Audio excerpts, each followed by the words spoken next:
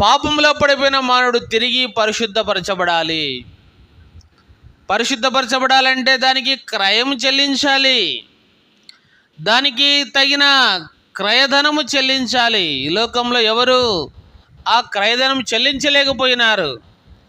అందుకొరకే యేసుక్రీస్తు ప్రభువారు ఆ పరిశుద్ధుడైన దేవునికి పాపైన మానవునికి మధ్యవర్తిగా ఈ లోకమునకు దిగి వచ్చినాడు. అందుకొరకే దేవుడొక్కడే, దేవునికి నరులకును మధ్యవర్తి ఒక్కడే, ఆయనే క్రీస్తు యేసును నరుడుగా దిగి వచ్చినాడండి యేసుక్రీస్తు ప్రభువారు.